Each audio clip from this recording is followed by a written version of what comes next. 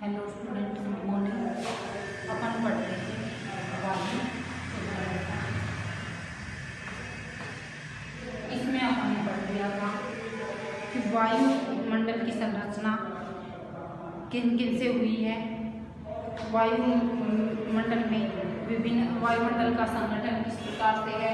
वायु में विभिन्न गैसें, धूलकण और जलवाष्प पाए जाते हैं। कौन सी गैस का क्या उपयोग है और कितनी मात्रा में यह पाई जाती है, कल अपन ने पढ़ लिया था। अब आज है वायुमंडल की संरचना। वायुमंडल की संरचना किस प्रकार की है वायुमंडल की संरचना। अब वायुमंडल की संरचना विभिन्न परतों से विभिन्न परतों में बांटा गया है वायुमंडल को, पूरे वायुमंडल को। अपना वायुमंडल मैंने तुम्हें कल भी बताया था, वायुमंडल लगभग 1600 किलोमीटर की ऊंचाई तक वायुमंडल पाया जाता है। जो जो अपन ऊपर जाते हैं वायु विरल होती जाती है या कम होती जाती है। अब यह परतें कौन कौन सी हैं? सबसे पहली है शोभमंडल। शोभमंडल, दूसरा है समतापमंडल,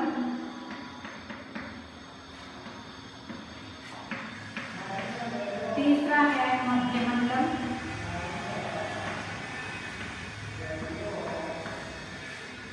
चौथा है इसमें बाह्यमंडल,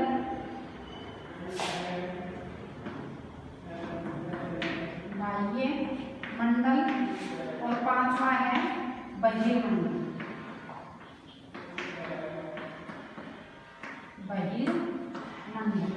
ठीक है। अब ये मुख्य रूप से पांच परतों से मिलकर अपना वायुमंडल बना है। अब इसमें अलग अलग विशेषताएं पाई जाती हैं। इन परतों में अलग अलग तापमान पाया जाता है, अलग अलग वायुदाब पाया जाता है। इनमें देखो, अब अपन इसको एक ये डायग्राम के द्वारा भी दर्शा सकते हैं। देखो यह समझो वायु, ठीक है। अब इसमें यह छोटी सी परत तो है शोभमंडल की, समतापमंडल अभी इनका वर्णन पढ़ेंगे ना, तब अपन बताएंगे। इसमें ये मध्यमंडल, ये अब यह है शोभमंडल। शोभमंडल में देखो क्या क्या विशेषताएं पाई जाती हैं। अपन सबसे पहले शोभमंडल पढ़ते हैं। शोभमंडल में क्या क्या विशेषताएं पाई जाती हैं? यह पृथ्वी की सबसे नीचे की परत है, पृथ्वी पर सबसे पास वाली परत है।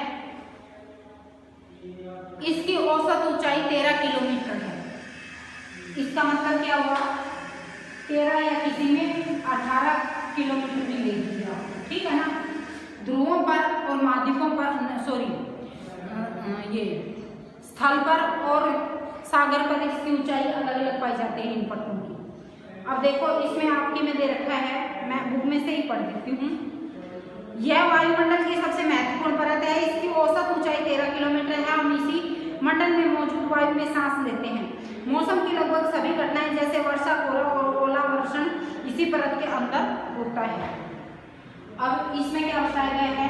यह समझ लो, यह पृथ्वी का यह धरातल है, ऊपरी परत है, 0 से शुरू होता है। 13 किलोमीटर तक इस शोभमंडल की ऊंचाई है। अब 13 किलोमीटर तक इसकी ऊंचाई है। इसमें जो अपन सांस लेते हैं, पृथ्वी के पास वाली परत है ना ये सबसे, तो इसी में अपन सांस लेते हैं, रहते हैं। और इसमें सारी मौसमी घटनाएं, 13 किलोमीटर का मतलब है कि इसमें वर्षा, कोहरा, तुषार, ओस, बादल सारे इसी में बनते हैं। सारी जो मौसमी घटनाएं, मौसम में जो परिवर्तन होता है वो किस मंडल में होता है? शोभमंडल में, ठीक है ना। अब शोभमंडल के ऊपर एक छोटी सी परत पाई जाती है जिसे शोभ सीमा कहा जाता है, ठीक है ना। यह बिल्कुल पतली सी परत से लगती हुई पाई जाती है। इसे क्या कहा जाता है? शोभ सीमा। अब इसके ऊपर है 13 किलोमीटर तक तो ये है, और 13 किलोमीटर से ऊपर 50 किलोमीटर तक, 50 किलोमीटर तक कौन सी परत पाई जाती है? समतापमंडल।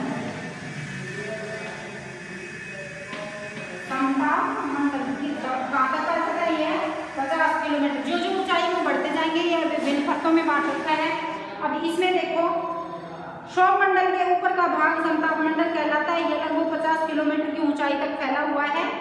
यह परत बादलों एवं मौसम संबंधी घटनाओं से लगभग मुक्त होती है।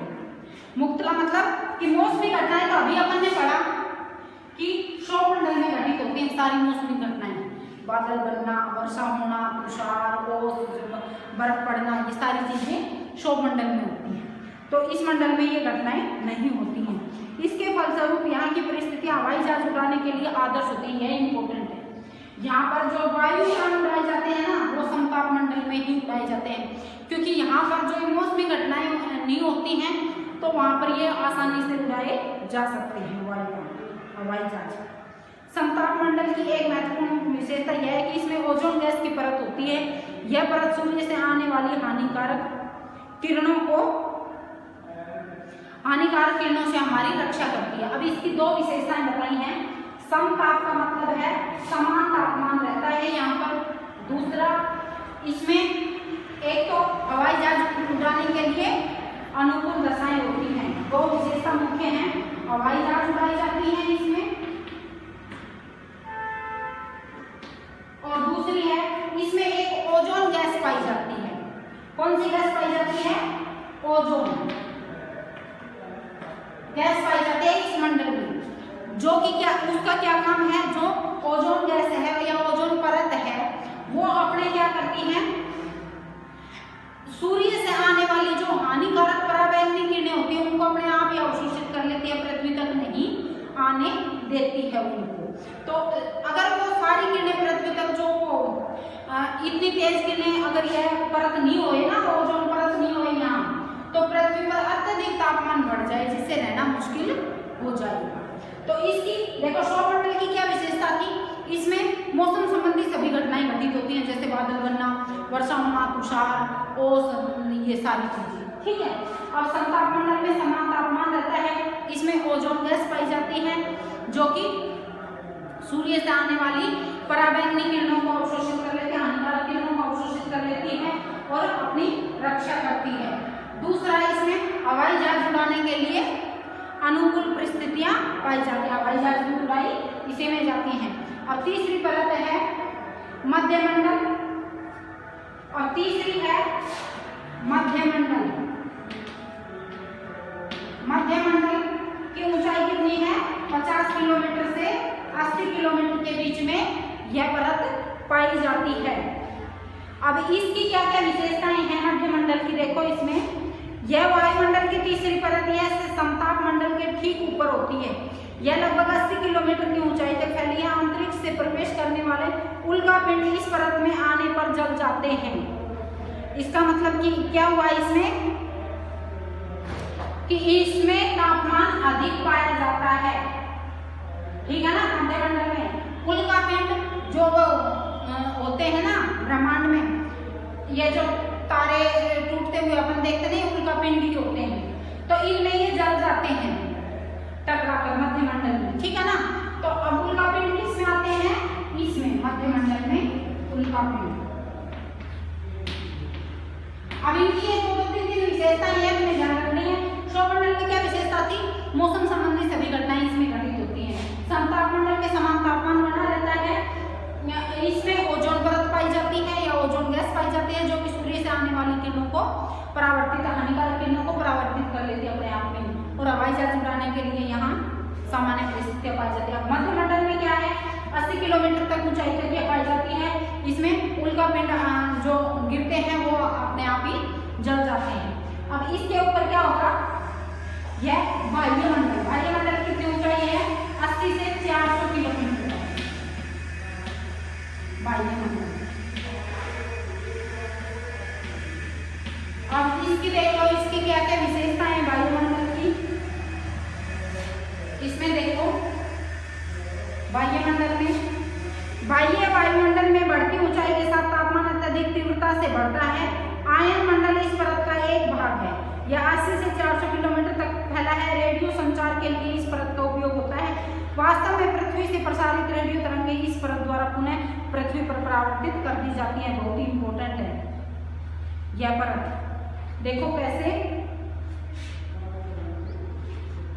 इसमें एक तो अत्यधिक तापमान पाया जाता है, अधिक, क्या क्या विशेषताएं हैं, अधिक तापमान।